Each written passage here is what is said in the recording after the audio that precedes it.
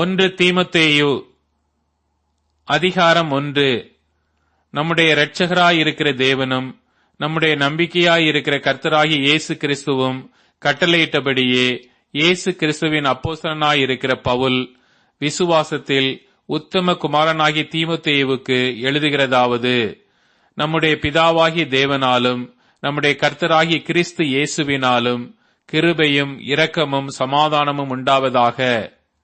வேற்றுமையான உபதேசங்களை போதியாதபடிக்கும் விசுவாசத்தினால் விளங்கும் தெய்வீக பக்தி விருத்திக்கு ஏதுவாயிராமல் தர்க்கங்களுக்கு ஏதுவாயிருக்கிற கட்டுக்கதைகளையும் முடிவில்லாத வம்ச வரலாறுகளையும் கவனியாதபடிக்கும் நீ சிலருக்கு கட்டளையிடும் பொருட்டாக நான் மக்கேதோனியாவுக்கு போகும்போது உன்னை எபேசு பட்டணத்தில் இருக்க வேண்டிக் கொண்டபடியே செய்வாயாக. கற்பனையின் பொருள் என்னவெனில், சுத்தமான இருதயத்திலும் நல் மனசாட்சியிலும் மாயமற்ற விசுவாசத்திலும் பிறக்கும் அன்பே. இவைகளை சிலர் நோக்காமல் வீண் பேச்சுக்கு இடம் கொடுத்து விலகிப் போனார்கள். தாங்கள் சொல்லுகிறது இன்னதென்றும் தாங்கள் சாதிக்கிறது இன்னதென்றும் அறியாதிருந்தும் நியாயப்பிரமாண போதகராயிருக்க விரும்புகிறார்கள். ஒருவன் நியாயப்பிரமாணத்தை நியாயப்படி அனுசரித்தால் நியாயப்பிரமாணம் நல்லதென்று அறிந்திருக்கிறோம். எங்களுக்கு தெரிந்திருக்கிறபடி நியாயப்பிரமாணம் நீதிமானுக்கு விதிக்கப்படாமல் அக்கிரமக்காரருக்கும் அடங்காதவர்களுக்கும் பக்தி இல்லாதவர்களுக்கும் பாவிகளுக்கும் அசுத்தருக்கும் சீர்கெட்டவர்களுக்கும் தாய் தகப்பன்மாரை அடிக்கிறவர்களுக்கும் கொலை பாதகருக்கும் வேசி கள்ளருக்கும் ஆண் புணர்ச்சிக்காரருக்கும் மனுஷரை திருடுகிறவர்களுக்கும் பொய்யருக்கும் பொய்யான இடுகிறவர்களுக்கும் நித்தியானந்த தேவனுடைய மகிமையான சுவிசேஷத்தின்படி எனக்கு ஒப்புவிக்கப்பட்டிருக்கிற ஆரோக்கியமான உபதேசத்திற்கு எதிரடையாயிருக்கிற மற்றெந்த செய்கைக்கும் விரோதமாய் விதிக்கப்பட்டிருக்கிறது. என்னை பலப்படுத்துகிற நம்முடைய கர்த்தராகிய இயேசு கிறிஸ்து என்னை உண்மையுள்ளவன் என்று எண்ணி இந்த ஊழியத்திற்கு ஏற்படுத்தினபடியால் அவரை ஸ்தோத்தரிக்கிறேன். முன்னே நான் தூஷிக்கிறவனும் துன்பப்படுத்துகிறவனும் கொடுமை செய்கிறவனுமாயிருந்தேன். அப்படி இருந்தும் நான் அறியாமல் அவ்விசுவாசத்தினாலே அப்படி செய்தபடியினால் இரக்கம் பெற்றேன்.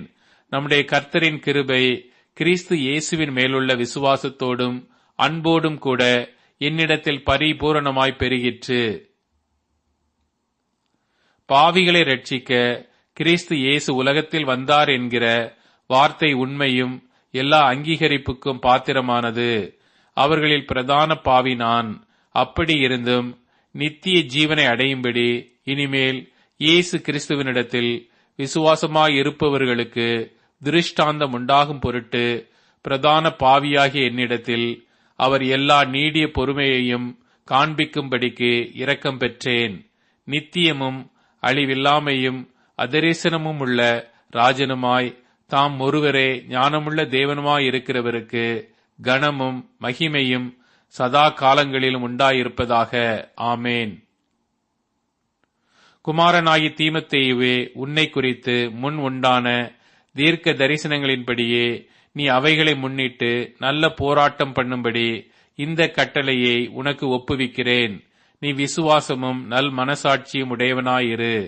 இந்த நல் மனசாட்சியை சிலர் தள்ளிவிட்டு விசுவாசமாகிய கப்பலை சேதப்படுத்தினார்கள். இமெனேயும் அலெக்சந்தரும் அப்படிப்பட்டவர்கள். அவர்கள் தூஷியாதபடி சிட்சிக்கப்பட அவர்களை சாத்தானிடத்தில் ஒப்புக் கொடுத்தேன்.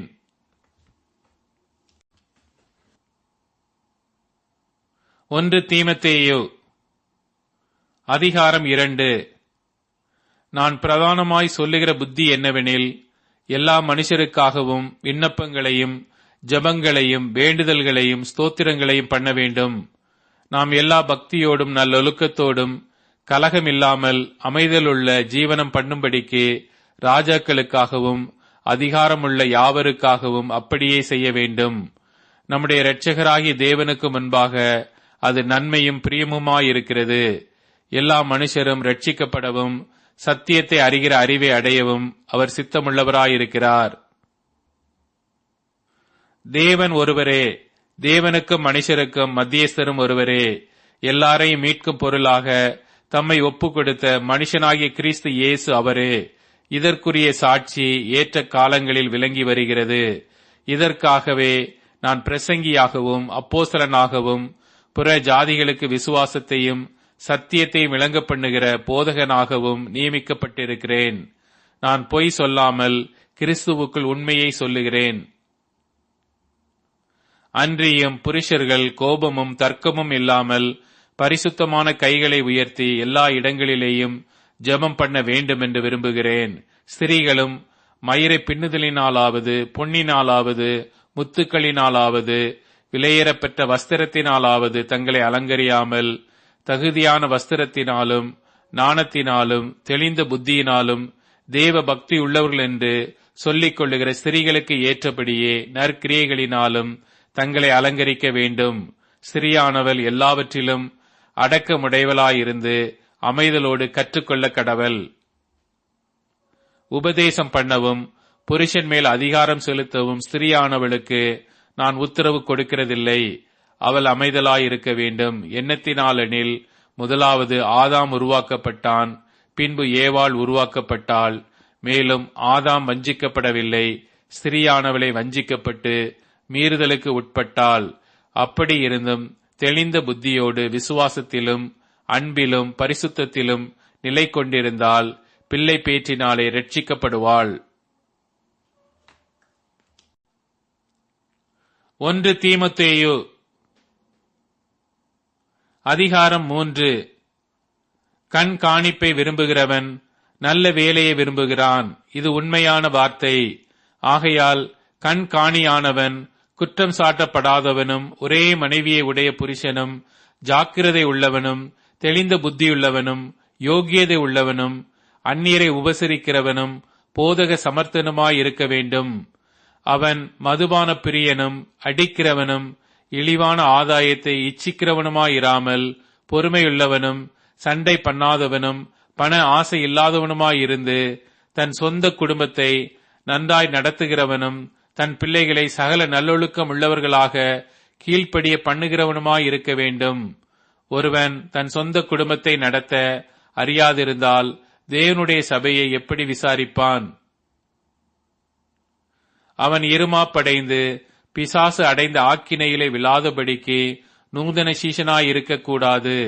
அவன் நிந்தனையிலும் பிசாசின் கண்ணியிலும் விழாதபடிக்கு புறம்பானவர்களால் நற்சாட்சி பெற்றவனுமாயிருக்க வேண்டும். அந்தப்படியே உதவிக்காரரும் இரு நாக்குள்ளவர்களாயும் மதுபான பிரியராயும் இழிவான ஆதாயத்தை இச்சிக்கிறவர்களாயும் இராமல் நல்லொழுக்கமுள்ளவர்களாயும் விசுவாசத்தின் ரகசியத்தை சுத்த மனசாட்சியிலே காத்து கொள்ளுகிறவர்களாயும் இருக்க வேண்டும். மேலும் இவர்கள் முன்னதாக சோதிக்கப்பட வேண்டும். குற்றம் சாட்டப்படாதவர்களானால் உதவிக்காரராக ஊழியம் செய்யலாம். அந்தப்படியே ஸ்திரீகளும் நல்லொழுக்கம் உள்ளவர்களும் அவதூறு பண்ணாதவர்களும் தெளிந்த புத்தியுள்ளவர்களும் எல்லாவற்றிலேயும் உண்மை உள்ளவர்களுமாயிருக்க வேண்டும். மேலும் உதவிக்காரரானவர்கள் ஒரே மனைவியை உடைய புருஷருமாய் தங்கள் பிள்ளைகளையும் சொந்த குடும்பங்களையும் நன்றாய் நடத்துகிறவர்களுமாயிருக்க வேண்டும். இப்படி உதவிக்காரருடைய ஊழியத்தை நன்றாய் செய்கிறவர்கள் தங்களுக்கு நல்ல நிலையையும் கிறிஸ்து இயேசுவை பற்றும் விசுவாசத்தில் மிகுந்த தைரியத்தையும் அடைவார்கள்.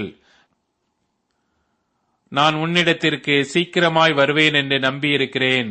தாமதிப்பேன் ஆகில் தேவனுடைய வீட்டிலே நடக்க வேண்டிய வகையை நீ அறியும்படி இவைகளை உனக்கு எழுதுகிறேன். அந்த வீடு ஜீவனுள்ள தேவனுடைய சபையாய் சத்தியத்திற்கு தூணும் ஆதாரமுமாயிருக்கிறது. அன்றியும் தேவ பக்திக்குரிய ரகசியமானது யாவரும் ஒப்புக்கொள்கிறபடியே மகா மேன்மையுள்ளது. தேவன் மாம்சத்திலே வெளிப்பட்டார், ஆவியிலே நீதி உள்ளவர் என்று விளங்கப்பட்டார், தேவ தூதர்களால் காணப்பட்டார், புற ஜாதிகளிடத்தில் பிரசங்கிக்கப்பட்டார், உலகத்திலே விசுவாசிக்கப்பட்டார், மகிமையிலே ஏறெடுத்துக் கொள்ளப்பட்டார். 1 தீமோத்தேயு அதிகாரம் 4.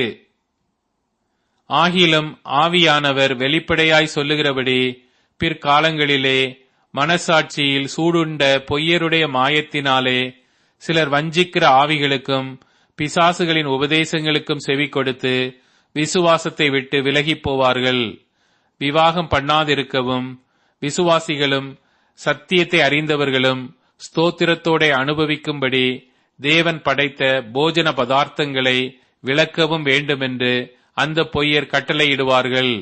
தேவன் படைத்ததெல்லாம் நல்லதாயிருக்கிறது, ஸ்தோத்திரத்தோடே ஏற்றுக்கொள்ளப்படுமாகில் ஒன்றும் தள்ளப்படத்தக்கதல்ல. அது தேவ வசனத்தினாலும் ஜெபத்தினாலும் பரிசுத்தமாக்கப்படும். இவைகளை நீ சகோதரருக்கு போதித்து வந்தால் விசுவாசத்திற்குரிய வார்த்தைகளிலும் நீ அனுசரித்த நற்போதகத்திலும் தேறினவனாகி இயேசு கிறிஸ்துவுக்கு நல்ல ஊழியக்காரனாயிருப்பாய். சீர்கேடும் கிளவிகள் பேச்சுமாயிருக்கிற கட்டு கதைகளுக்கு விலகி தேவ பக்திக்கு ஏதுவாக முயற்சி பண்ணு. சரீர முயற்சி அற்ப பிரயோஜனம் உள்ளது. தேவ பக்தியானது இந்த ஜீவனுக்கும் இதற்கு பின்வரும் ஜீவனுக்கும் வாக்குத்தத்தம் உள்ளதாகையால் எல்லாவற்றிலும் பிரயோஜனம் உள்ளது. இந்த வார்த்தை உண்மையும் எல்லா அங்கீகரிப்புக்கும் பாத்திரமுமாயிருக்கிறது. இது நிமித்தம் பிரயாசப்படுகிறோம், நிந்தையும் அடைகிறோம். ஏனெனில் எல்லா மனுஷருக்கும் விசேஷமாக விசுவாசிகளுக்கும் இரட்சகராகிய ஜீவனுள்ள தேவன் மேல் நம்பிக்கை வைத்திருக்கிறோம். இவைகளை நீ கட்டளையிட்டு போதித்துக் கொண்டிரு. உன் இளமையை குறித்து ஒருவனும் உன்னை அசட்டை பண்ணாதபடிக்கு நீ வார்த்தையிலும் நடக்கையிலும் அன்பிலும் ஆவியிலும் விசுவாசத்திலும் கற்பிலும் விசுவாசிகளுக்கு மாதிரியாயிரு. நான் வருமளவும் வாசிக்கிறதிலும் புத்தி சொல்லுகிறதிலும் உபதேசிக்கிறதிலும் ஜாக்கிரதையாயிரு. மூப்பராகிய சங்கத்தார் உன்மேல் கைகளை வைத்தபோது தீர்க்க தரிசனத்தினால் உனக்கு அளிக்கப்பட்ட வரத்தை பற்றி அசதியாயிராதே. நீ தேறுகிறது யாவருக்கும் விளங்கும்படி இவைகளையே சிந்தித்துக் கொண்டு இவைகளிலே நிலைத்திரு. உன்னை குறித்தும் உபதேசத்தை குறித்தும் எச்சரிக்கையாயிரு. இவைகளில் நிலை கொண்டிரு. இப்படி செய்வாயானால் உன்னையும் உன் உபதேசத்தை கேட்பவர்களையும் ரட்சித்துக் கொள்ளுவாய்.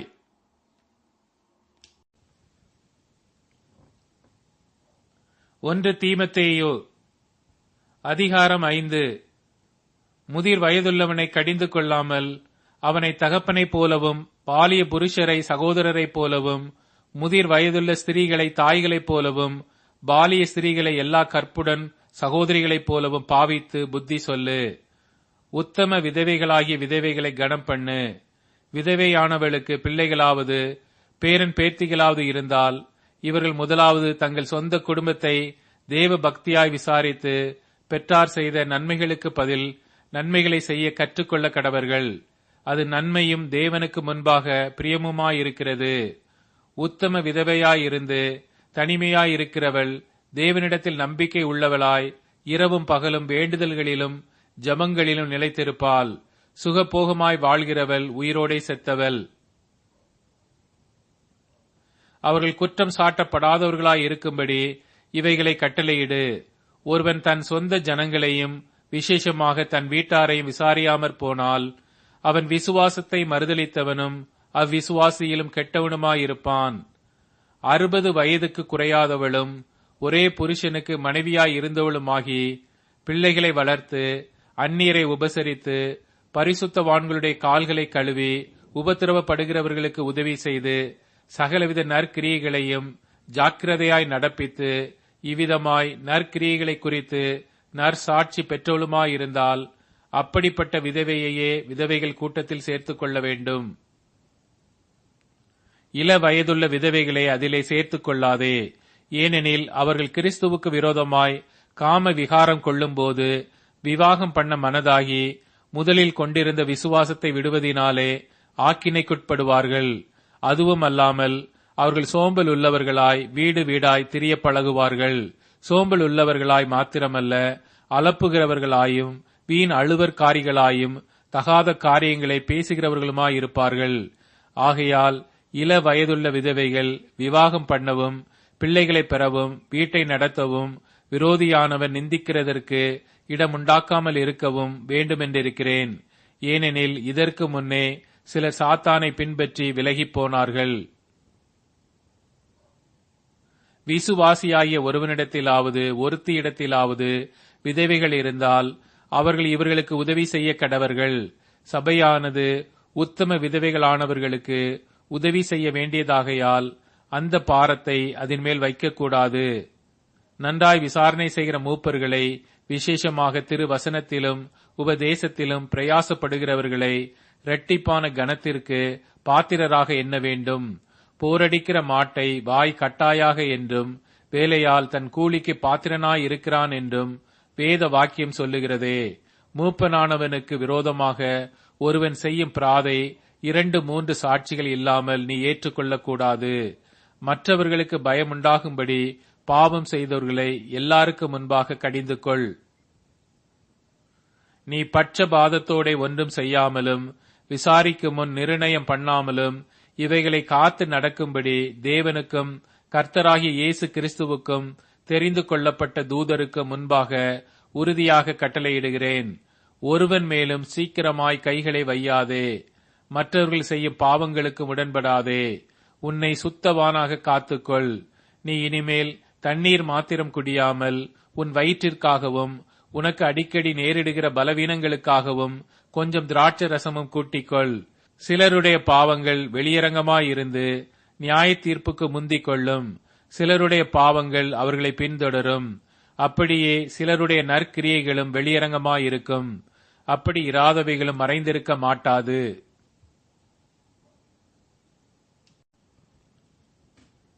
1 தீமோத்தேயு அதிகாரம் 6.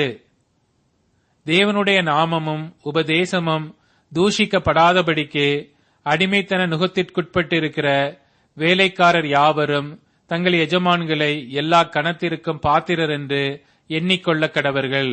விசுவாசிகளாகிய எஜமான்களை உடையவர்கள் தங்கள் எஜமான்கள் சகோதரராய் இருக்கிறதினாலே அவர்களை அசட்டை பண்ணாமல் நல் வேலையின் பலனை பெற்றுக் கொள்ளுகிற அவர்கள் விசுவாசிகளும் பிரியருமாய் இருக்கிறபடியால் அவர்களுக்கு அதிகமாய் ஊழியம் செய்ய கடவர்கள். இந்தப்படியே போதித்து புத்தி சொல்லு.